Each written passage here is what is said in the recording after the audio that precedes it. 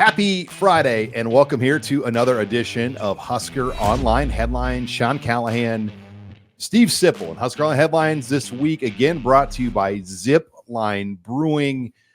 Get out, try their latest release beer, ZipLite, 95 calories, 2.7 carbs. Also, check out their new restaurant in Fallbrook. It's an awesome new spot, great food on the menu. Thanks again to Zipline Brewing for sponsoring us here on the Husker Online show. But let's bring in headline number one, Steve Sipple, because there was a pretty seismic NIL announcement this week at Nebraska. And I'm not even sure people realize how big this is. But Nebraska officially recognized 1890 as their official collective. But the other key component is now boosters, when they give to 1890, can receive either priority points towards their donor status, or they can go to 1890's foundation, their nonprofit arm, and get a tax deduction. And to our knowledge, Nebraska right now, and I've heard this from other people in the industry, is the only school in the country that has this setup. And who know better to talk about what this means now going forward than Matt Davidson, the president of 1890, joining us here. Now, 1890 Nebraska, now the official new name of the collective. Matt, thanks for joining us. And I'm sure it's been kind of a whirlwind, but I'm sure a very big week for your office to be at this point. Yeah, thanks, Sean. Appreciate you guys having me on. It's been a big week, and it's just been exciting for us, to work with Husker Athletics as closely as we are now, and to have the support of Troy Dannon and Haven Fields, and to be working with them, and also along with Tyler Kai and Derek Freeman and Husker Athletic Fund, and just, working with them more closely and really becoming united in what we're trying to accomplish with NIL now. It's been refreshing for us. It's been great. And hopefully it's really good for our fans too, and for our donors to be able to see that we're all on the same page. We're all trying to get to the same point where we give our coaches and athletes the best chance to be successful. And so that's what we're trying to do. And this has been a big week in the right direction. How much does this help? Or I guess the best way to put it, Matt, is in what ways would you say this helps, this bit of news? Well, I think everybody in the country over the last couple of years has been trying to figure this thing out and trying to give themselves an advantage in any way that they possibly can. And, in my opinion, the programs they're going to have the most success moving forward are the ones that are united in the way that they're operating and in their communication and the ways that they're working together to show everybody in your fan base what the goals are and what are funding priorities, and how we all work together to try to, again, give our coaches the best chance to succeed in this new landscape. And you guys have been covering this forever, and it used to be, look at the head coach, look at the position coach, look at the scheme, and look at the facilities. Mm-hmm. And those things are still important, and they're still a piece of the puzzle. And now you have this NIL piece too. And it's a piece of the pie for every athlete that's looking at where they're going to spend the next few years of their life. And to some athletes, it's a bigger piece than others, but it's certainly a piece. And so you have to be competitive in that area too. And that's what we've been trying to get done. And since Troy Dannon has been here, we've been able to take his lead and see his vision for what he thinks NIL should be here at Nebraska. He saw 1890, the way we were operating, and said, okay, how can we work better together? And so over the last few months, we've had great conversations, and here we are today, way more aligned than we've been in a long time. And I know that's not the case at a lot of places across the country. And so we're in good position here now at Nebraska, not just in football, but in all of our sports moving forward as you look at NIL in the years to come. Yeah, Matt, by 2025, a year from now, schools in the Big Ten will have at least $22 million that they can use in-house to pay athletes. How do you the steps that have happened this week, how much is that going to help Nebraska be better prepared for those days? And what do you envision the role of 1890 as NIL continues to evolve? Well, you guys know it's changing all the time, and we've had to pivot a few times over the last couple of years on the way that we've done business and the way we've approached it. And when time comes, we'll pivot again, and we'll be nimble, and we'll do what we need to do to be successful in this space. And again, going back, I think the programs that are working closely with their collective, the programs that are communicating with their fans and their donors in the best way, have the best chance to be successful moving forward. It takes out confusion. It lets everybody know that you're working together. All of us are trying to get to the same point, right? Where we give our student athletes a great experience when it comes to name, image, and likeness, and to support our coaches in their mission to try to retain and attract the best athletes to their programs. And the best way to do that is for everybody to be working together and communicating all the time and being open about the best ways to move forward. And that's where we are today. And that's why I think Nebraska is positioned really nicely right now and moving forward to try to take all the great things that we all know Nebraska has already: passionate fan base, tremendous facilities, Big Ten education, wonderful people. The city of Lincoln is a great place to go to school.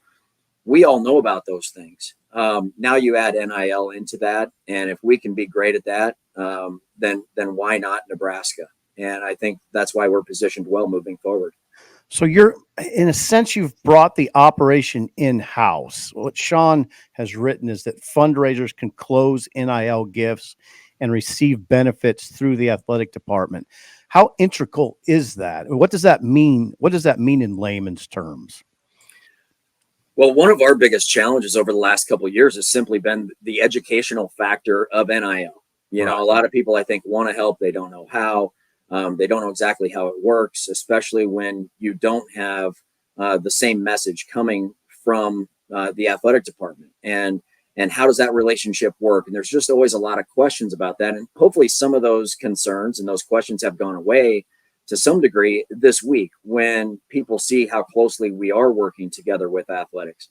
We're going on joint meetings now and meeting with donors and fans across the state and across the country. And we're working with the Husker Athletic Fund with Tyler Kai and Derek Freeman and their team to get a strategy in place and to talk to the right people and to make people feel comfortable with knowing that the university and the athletic department still have, their priorities, but that NIL is right now a top funding priority. And when things change over the next year, 18 months, 2, 3, 5 years, we're going to hopefully still be aligned in our messaging and how we're communicating to our donors and letting them understand how they can help, where we need their assistance.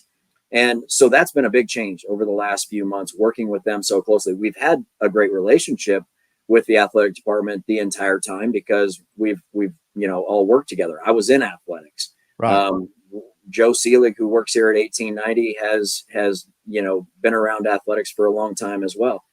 And so we've had great relationships with the coaches and with the people in the athletic department. But now, we're all singing the same song, and we're all doing the same things out in the community, and we're working together, and it's been wonderful. And I think hopefully it's going to make our donors, our fans, feel very comfortable in how we're working here at 1890, how we're supporting the athletic department from our offices over here, and hopefully they feel good about that.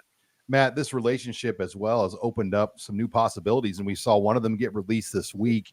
There's going to be an open practice on August 3rd. Tickets are available on Huskers.com for this, but they're $25 tickets, but 100% of the proceeds will go directly towards 1890 Nebraska. Whose idea was this? And I know there's been some head coaches in the past that may not be comfortable having 10,000 fans possibly at a practice. Was it an easy sell to get Coach Rule on board with this idea? Good question. Well, yeah, Coach Rule has been amazing, and all of our coaches are. I mean, I think our fans understand how lucky we are. I hope they do, that we have great coaches here at Nebraska. And whether it's John Cook or Amy Williams, Will Bolt, or Fred Hoiberg, Matt Rule, all the coaches we work with, they're wonderful people, and they want to help our student athletes. They want to help the players that are part of the program. And so, look, when NIL came about 3 years ago, this was one of the advantages I knew Nebraska could have, and an event like this. And so it's something that we've talked about for a long time, having some sort of an event in the stadium, understanding that our passionate fan base, we're going to get support. We're going to get people that want to come out and be a part of it, to be in Memorial Stadium and see the big screens and hear the music and watch your team run around. I know Coach Rule is going to do some really fun things with the program that night with the players. For those that do attend, I think they're going to have a great experience on a Saturday night in early August when everybody's excited about the football season getting going. It's going to be a ton of fun. And so when we approached athletics with this idea, they were all about it. And Coach Rule wanted to help. Troy Dannon, of course, was on board. And there's a lot that goes into something like this. So there's been a lot of work in the background getting us to this point where we could get the tickets, out there on sale on Huskers.com, and to have all the proceeds go to 1890 to support our student athletes in NIL. There's a lot that goes into it, and that's where the collaboration, the communication, the unity, working together is so important on events like this. And so we're hopefully going to sell a lot of tickets, guys. I don't know really what to expect. This is something new, but hopefully a lot of people come out and have fun that night. Matt, just for educational purposes for me, you or everybody, this idea about 1890 being nimble, your organization always being able to pivot seemingly seamlessly a lot of the time. And I've watched these changes happen since the collectives have come about. Who gets credit for that in-house? I mean, are we talking about attorneys, accountants? Who is it? Who are we talking? It's not me, Sip. Okay. Look, we're lucky here at Nebraska. I haven't even talked about the Pede family yet, but obviously their support and everything they're doing for 1890 is wonderful for Nebraska and for Nebraska athletics. They cover all of our expenses, and this has been documented many times, but they cover all the overhead, all the expenses, and everything for 1890. We know that. So 100% of every contribution goes to the student athletes. It's great. But above and beyond that, it's the support that we get from all the folks at Sandhills. We have 6 employees here at 1890. There's another 12 to 15 people at Sandhills Global that are working on 1890 on a daily basis in some capacity, accounting, legal, web, social media. We have outside counsel as well. So we have a lot of people, a lot of resources that are working on 1890 on a daily basis. And so when things come up, it's new legislation, it's a new opportunity, it's a new way to look at things, a new angle. We have the right people in place, and we can make a few phone calls, and we're going to get to the bottom of it somehow. And so that's been great. Again, it's just Nebraska coming together, and what the Pede family has done for 1890 and for athletics to put us in this position is pretty unique across the country. And now, given this partnership with athletics, I think we're going to be pretty dangerous on the NIL front. Okay. Well, Matt, congratulations on a big week for you guys to get to this point, and looking forward to seeing what the ticket sales are for this open practice, because I think you and I both know this thing has a chance to really get some attention nationally. I think it does. And hopefully everybody goes to huskers.com/tickets and they get their tickets. Bring your family out. It's a Saturday night.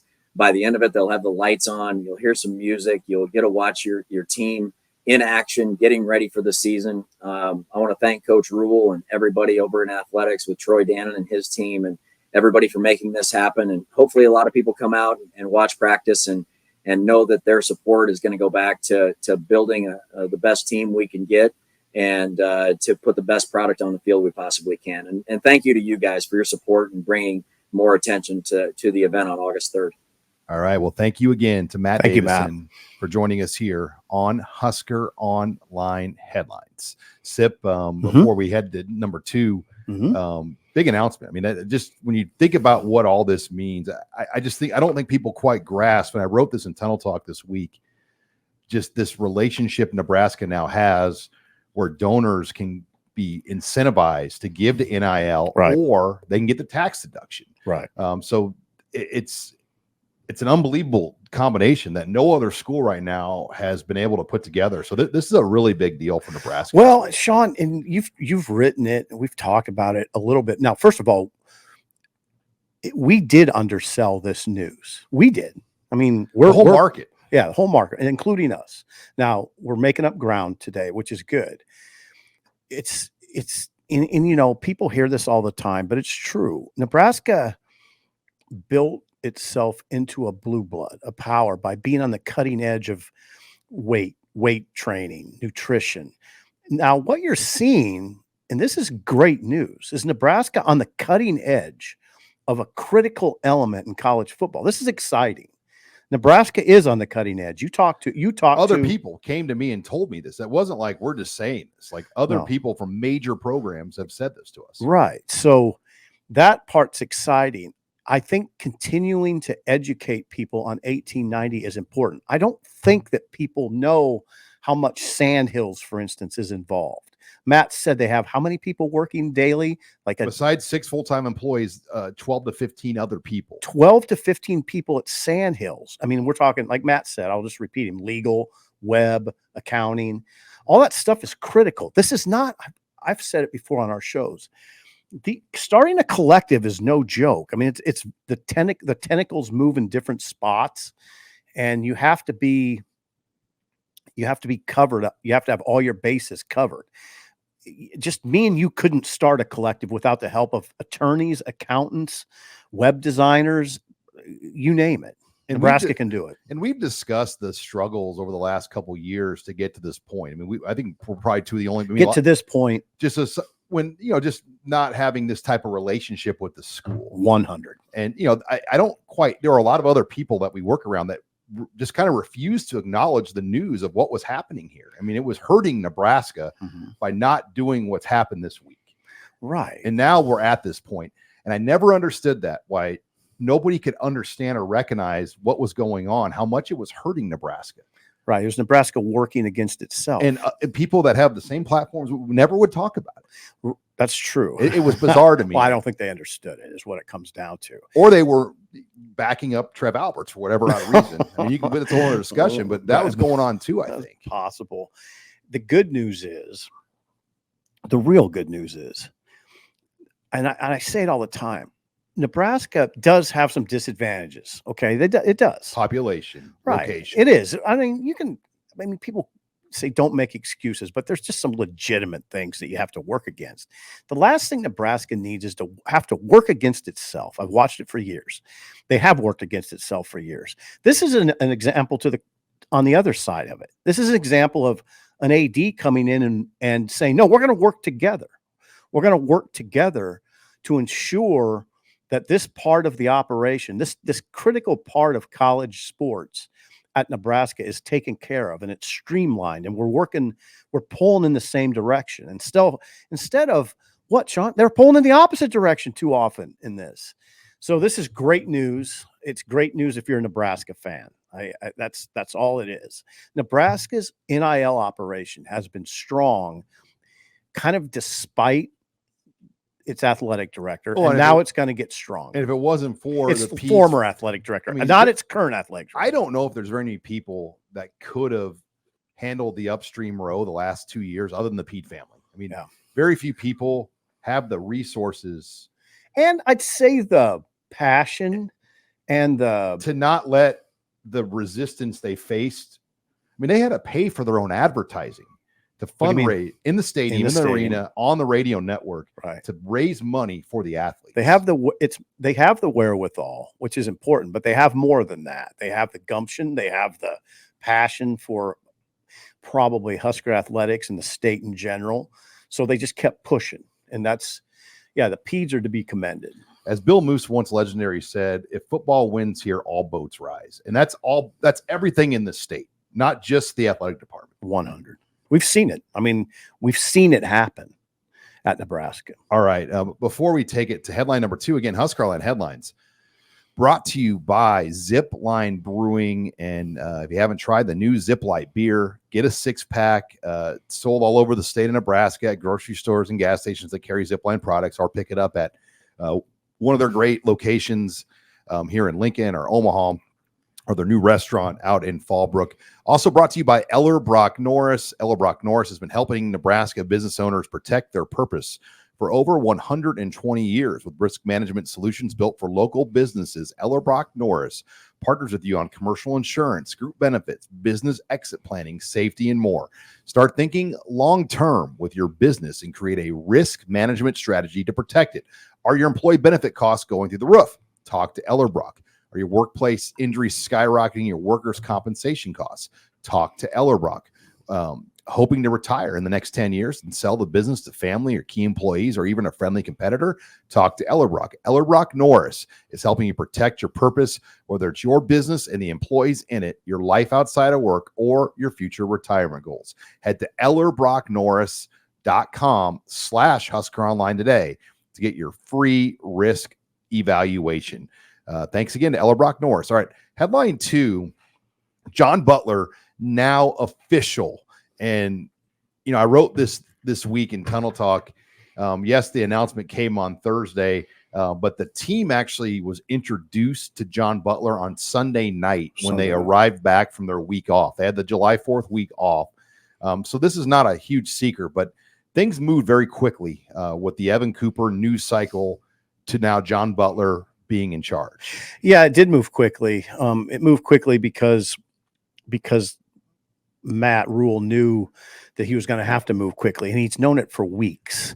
I mean, I talked to a source that said he had been vetting candidates through his NFL sources for a couple weeks. So there's that.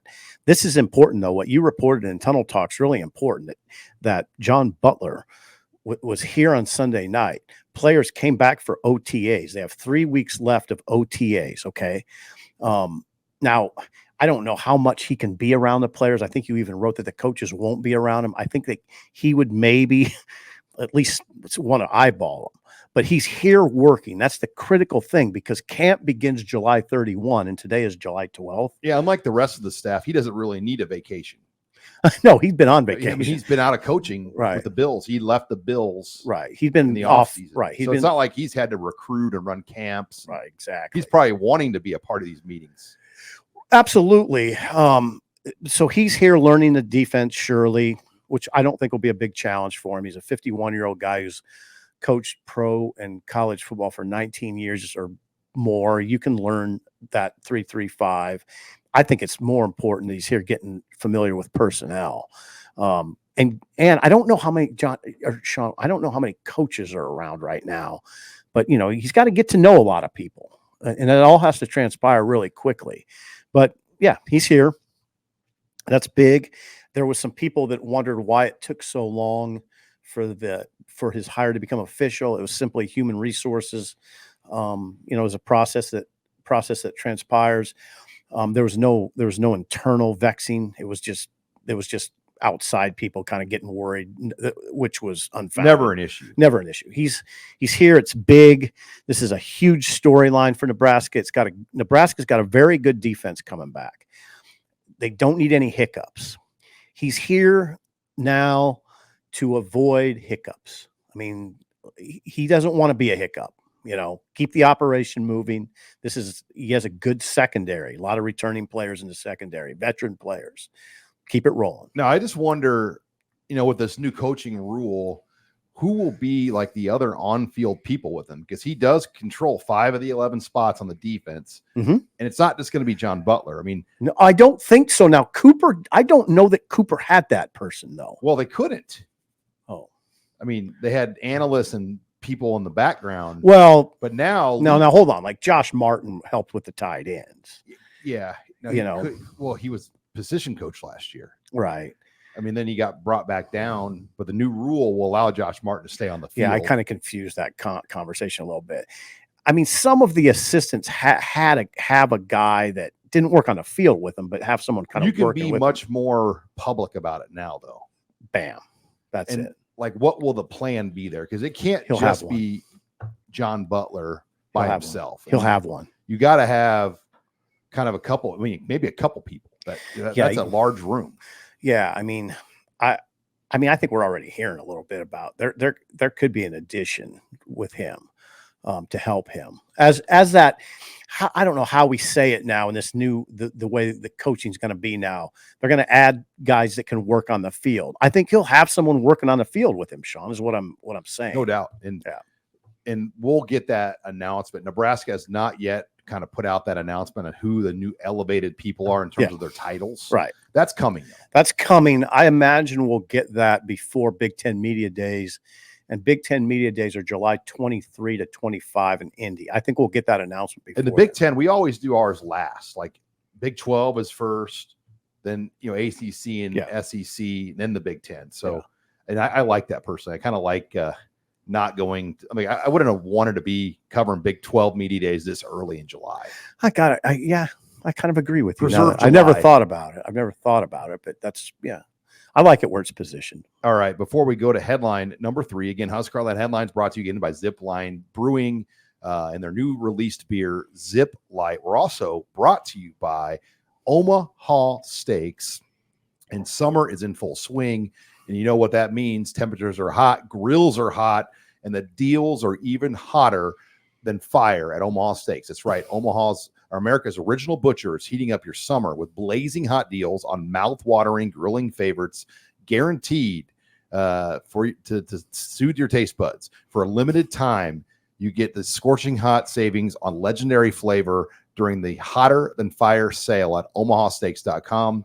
Every package is curated by the flavor experts at Omaha Steaks to deliver an exceptional experience. And they start at just $99. Plus, we're going to give our listeners, Sip, another $10 off. You got to use the promo code HuskerOnline at checkout. So whatever you see the list price on the package you're going to get, starting at $99, we're going to give you $10 more off with that promo code HuskerOnline.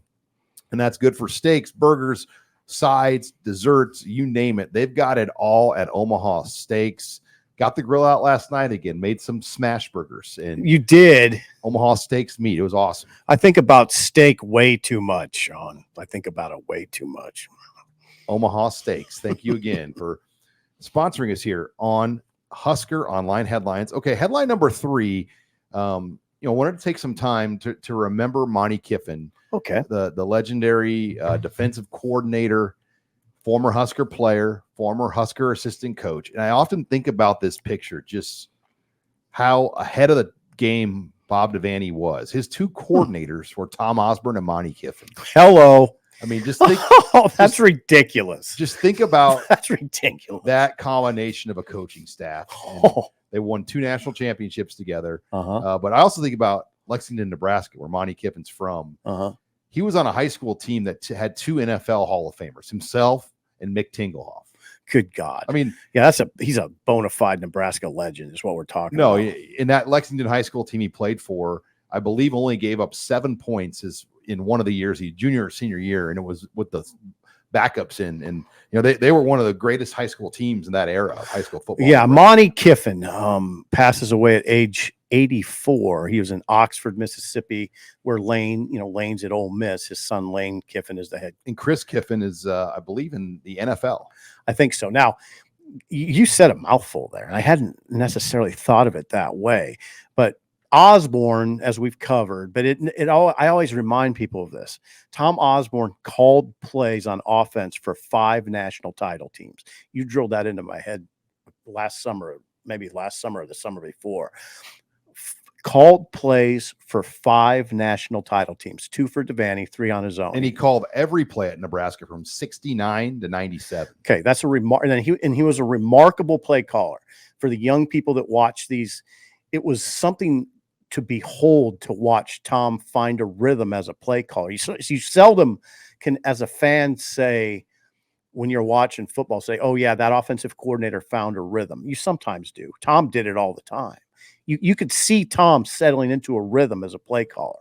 Monte Kiffin is, I'm not going to say he created the Tampa 2 defense in the early 2000s, but he's a main part of that. And some people would just say simple, he created it. Now there's maybe some co-creators. He worked for Tony Dungy. I don't know exactly how that evolved, but the Tampa 2 was built to combat, and this offense on the West Coast. It was built to combat the West Coast offense. There's no question that Monte was an innovative as hell. Well, Pete Carroll came up under Monte Kiffin, and that relationship is what drew Nebraska to Bo Pelini. Then there's that. Angle. He's a part of history here in so many ways. Right. Frank Solich was looking for a new defensive coordinator in 2002 when they parted ways with Craig Bowl. And he calls Monte. Yeah, because they were teammates. And Monte said, "Let me call Pete Carroll." And Pete Carroll and I've got this on the record in multiple writings I've done over the years. I talked to Monte Kiffin about this at the 08. Did you really? At the 08 Senior Bowl in Mobile when Lane was the coach of the Raiders, coaching in that game. You talking to Monty? Yeah. And what did he tell And you? I talked to Pete Carroll that day too. They were both at practice. What did Monty tell you? And he said, yeah, I called Pete, and Pete goes, well, I got this guy. I think it'd be great. And I think he'd like to get back into college games. His name is Bo Pelini. So that's how the name Bo Pelini got on the radar. Then Monty called Frank and said, you need to contact this Bo Pelini guy. Yeah, and Bo Pelini was coaching linebackers for Green Bay, and he wasn't a name anybody heard of, He right? was way out of the left. I mean, right, way out of left field. You know, that, so he, you know, he was never the defensive coordinator for Frank Solich, but he basically led the search for Frank. Right. Helped lead the search. Oh, Monty. Yeah. Monte Kiffin. Yeah, that's so he had a huge impact on the program that way. Well, and Chris Kiffin coached for Bo Pelini. Yeah.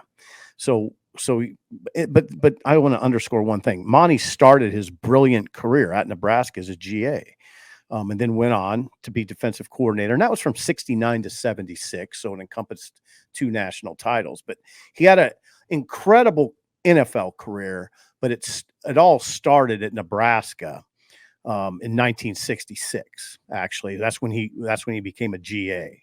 So yeah, I'm glad we're having this level of discussion about Monty because he was an incredible Nebraska. Well, and what's football remarkable is he's one of the greatest defensive minds in the game of football history. His son's one of the greatest offensive minds. Yeah. Like, love or hate Lane Kiffin, he's one of the greatest offensive minds in the game right now. Yeah, he is. Yeah. He's incredibly sharp, and it comes from his dad. And you know, Lane, I've read some stuff. Lane considers his dad his hero, and they were together. That was good. They were together in Oxford at the end. Yeah, I got to go to FAU for those satellite camps when Lane was the coach. When was that? Would have been 16 or 17 and 18, right around that time. And Lane was the coach of in his final year. He was coaching at FAU. Yeah, Florida Atlantic. And so I went back-to-back years to those camps, and Monty was there. You know, I talked to Monty both years we were down there around him, and his closest friend, or one of his closest friends, was the late John Feynman, who played football at Nebraska. And Feynman coached with Kiffin, and Feynman went on to, you know, he got out of college coaching for his family and was the Bellevue West head football coach. But John Feynman and Monte Kiffin had a regular dialogue of conversations back and forth over the years. In fact, Monte Kiffin spoke at John Feynman's funeral. Okay. When he passed away almost 10 years ago, it would have been when John Feynman passed away. So, his connections here to this program and the Lexington community, I mean, he's a legend in this state. There's no question. R.I.P. to Monte Kiffin. All right, before we take it to headline number 4, again, Husker Online headlines brought to you again by Zipline Brewing and their latest release, ZipLite, 95 calories, 2.7 carb. It's going to be hot this weekend. Get a 6-pack of their latest release, ZipLite. We're also brought to you by Manscaped, and they've got a ton of great products at manscaped.com. Lots of great just body washes and shampoos and soaps. Also, if you're a guy at the beard, tons of great beard products to trim and keep that beard up. Beard shampoo, beard conditioner, you name it. Manscaped will get you covered with all of these great products. And we've got a special right now for our Husker Online viewers and listeners. Just simply go to manscaped.com, and we're going to give you 20% off on your order at manscaped.com. But you got to use the promo code Husker. That's manscaped.com. Use that promo code Husker, and we're going to give you 20% off of any of their great products. But particularly, check out just the different soaps and body washes, and also the different beard products they offer at manscaped.com. All right, headline number 4, Steve Sipple, Nebraska released the new Hall of Fame class here, and it's a good one. I mean, you look through this list, and it's a very deep class of names.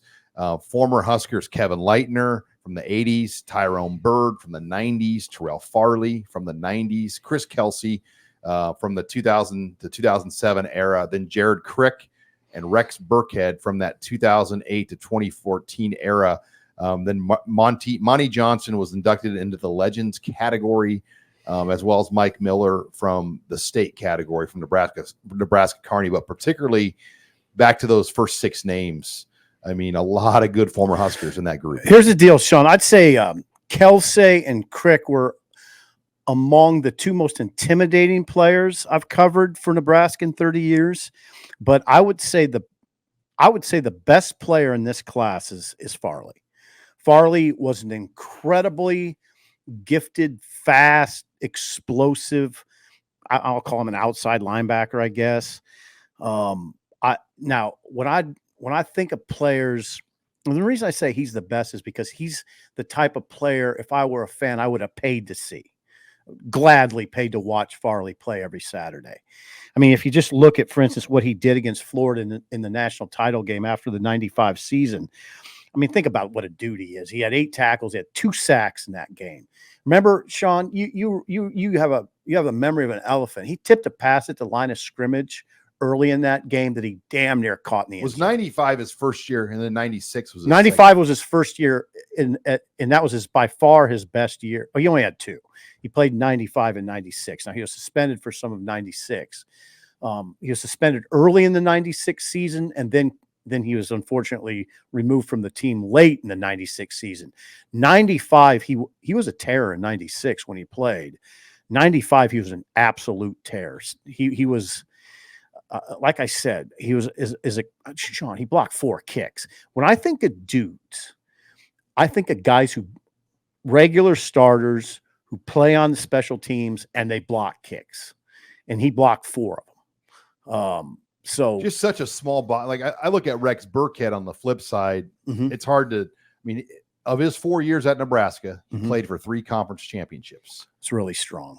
He had 3,329 yards rushing, 30 touchdowns. He led the Big Ten in rushing with 1,357 yards and 15 touchdowns. He set the school record for carries in a game that year against Iowa. And you know what? In that game, I remember Ron Brown telling me this. 38 carries. 38 carries. Okay. He kneeled down the last. He didn't want to go back in. Ron Brown asked him, "You go in because you're going to set the record for carries." And Rex said, "I don't need to do that."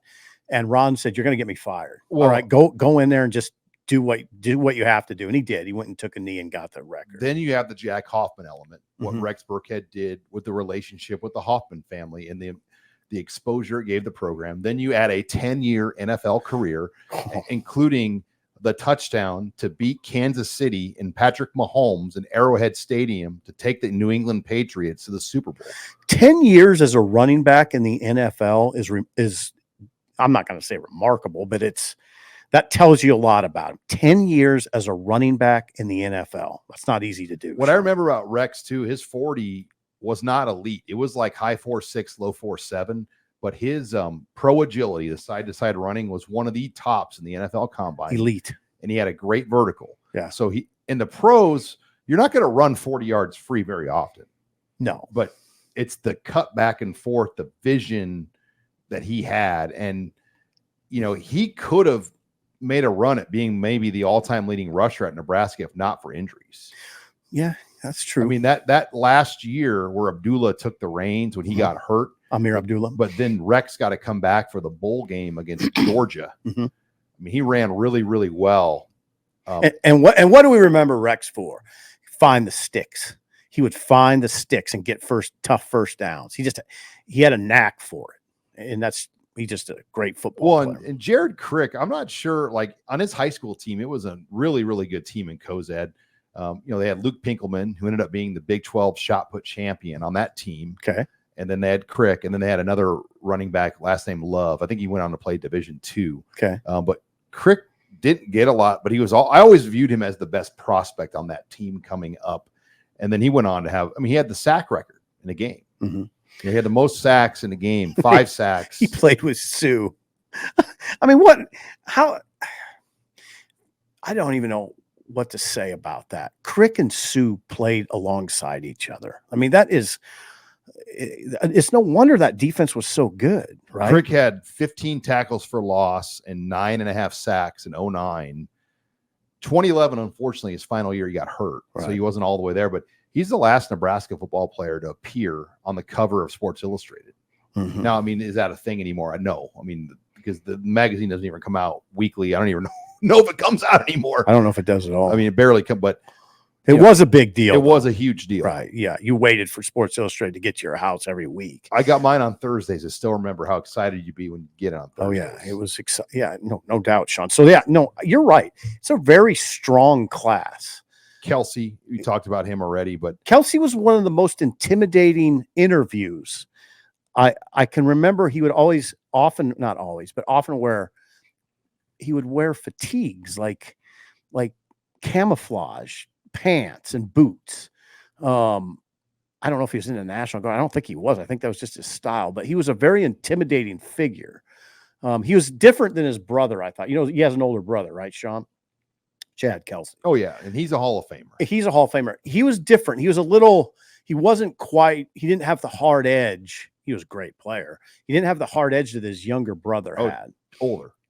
Oh, Chris is younger. Oh, Chad, though, Chad is older than Chad Chris. was pretty. Oh, he's a badass. The Kelseys are both badass. He was not as tall as Chris. No, Chris was a little more intimidating. Chris played 10 years for the Buffalo Bills. Doesn't surprise me at all. And he left his career with a clean bill of health.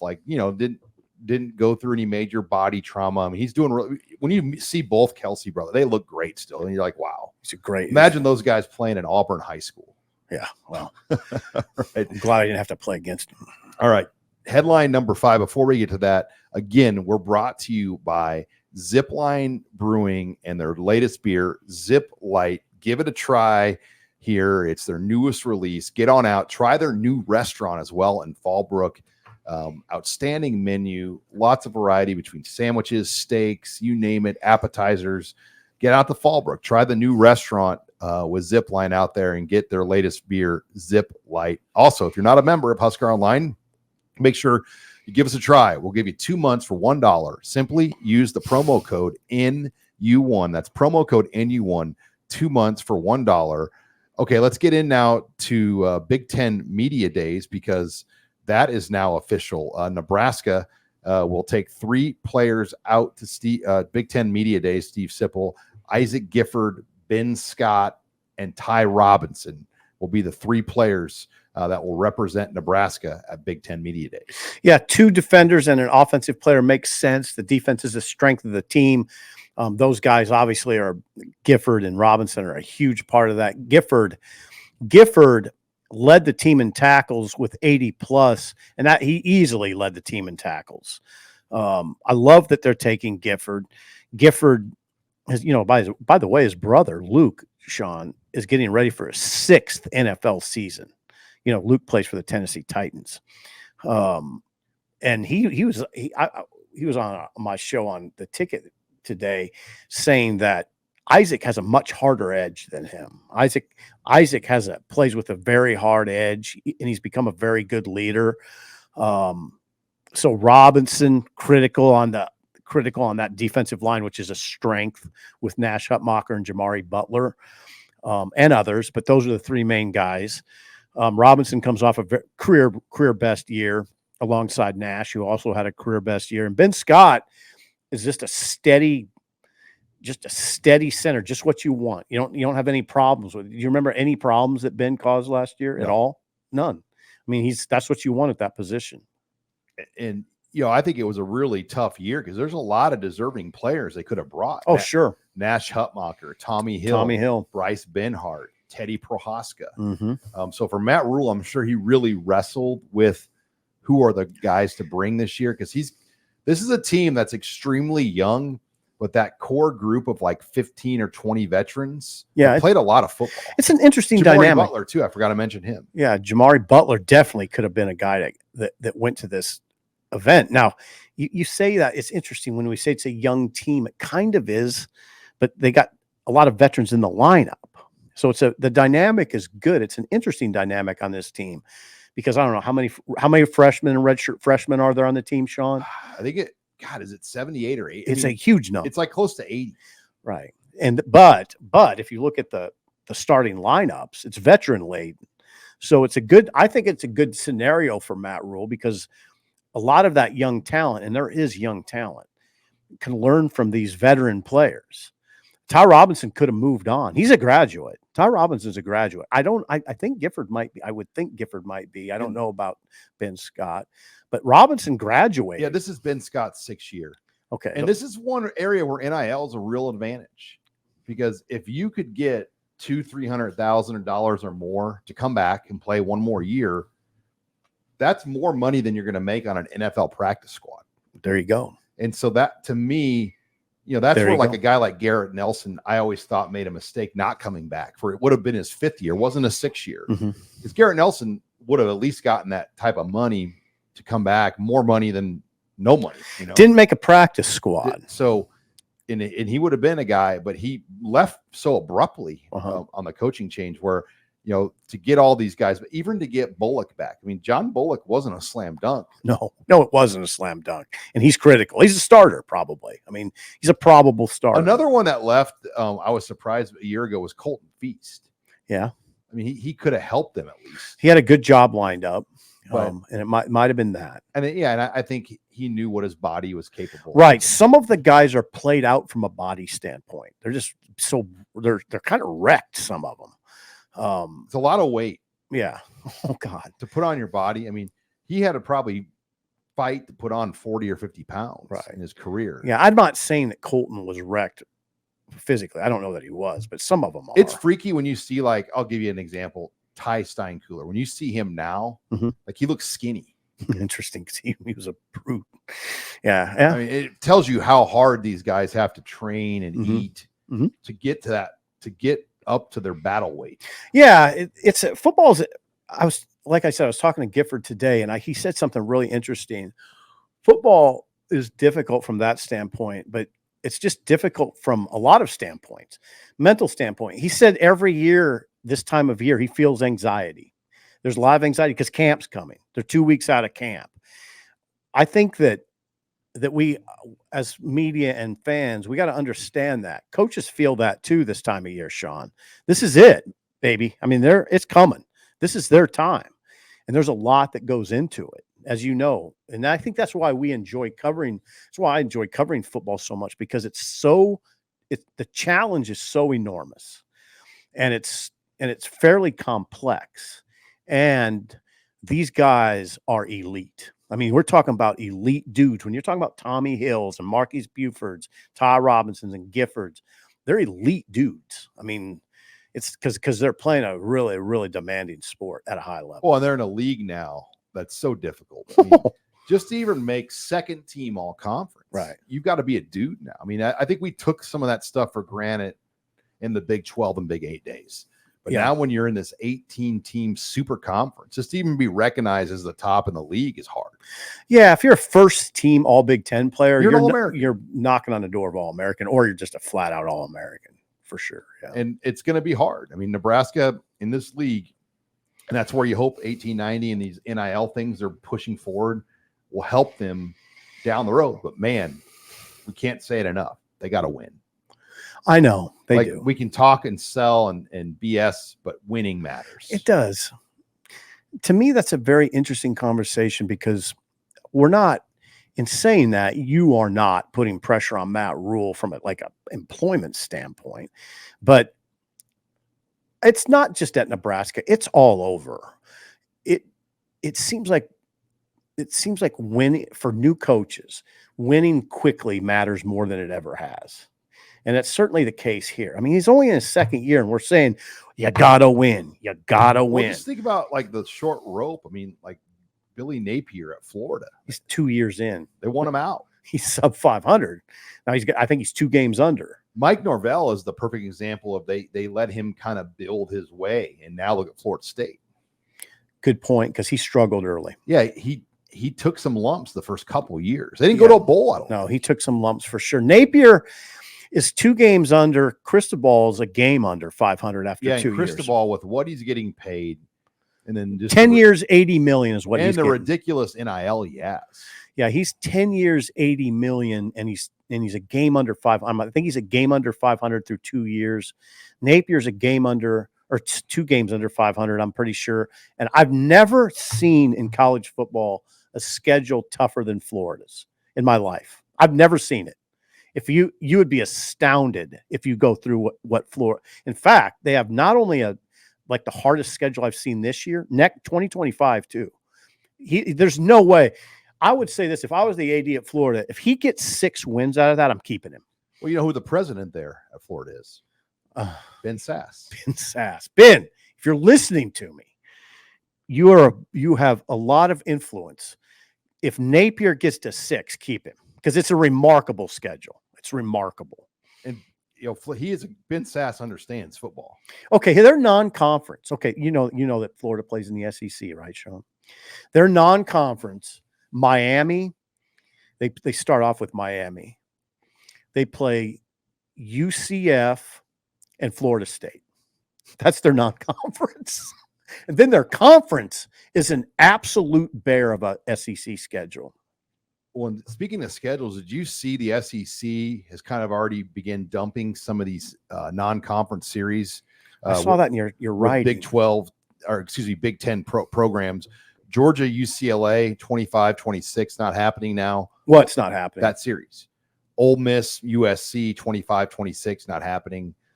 Florida, Cal, not happening, 26-27. Because they're going to 9 games, right? Auburn, UCLA, 27-28, not happening. So it makes you really wonder about Nebraska, Tennessee for 26-27. Will that happen? So you're saying SEC's going to 9 games probably? They'll go, yeah. The biggest piece still is they won't go to 9 now because ESPN won't pay them more. Like, they're only going to add that extra conference game of inventory if they get incentivized for it. But ESPN has told them, the deal won't change if you add the 9th. So I get why they haven't done it yet, but it seems like it's inevitable, especially with the expanded playoff, that they'll go to 9 conference games. But they're dumping inventory that would be split between the Big Ten and the SEC. Okay. They want their own inventory. Yeah, of course they do. Because it's, when you split a game like that, it's less money. Yeah. And it doesn't really matter anymore to play these non-conference games when you can get in the playoff.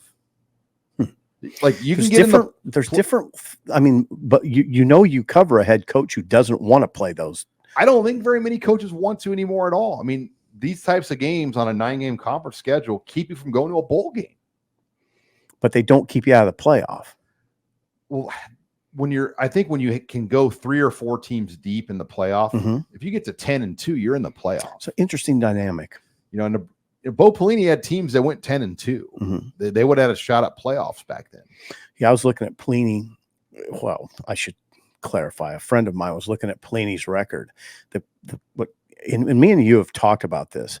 Pelini's problem was he was 3-13 against ranked teams. 3-13 against ranked teams. Missouri and Oklahoma State were probably his 2 best ranked wins. I don't know. I'd have to think about it. But and was Georgia ranked in the bowl game, the Gator Bowl? Don't know that. Can't remember. But Missouri for sure was ranked when they came to Lincoln, and Oklahoma State and Stillwater was ranked. Those are good wins, but he didn't have enough of them. No.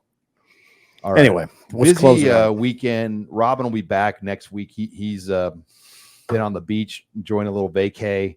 We'll have a regular show schedule next week, Tuesday, Thursday. And then a week from then, we'll be in Indianapolis for Big 10 Media Days. For Steve Sipple, I'm Sean Callahan. Thanks for joining us on Husker Online Headlines.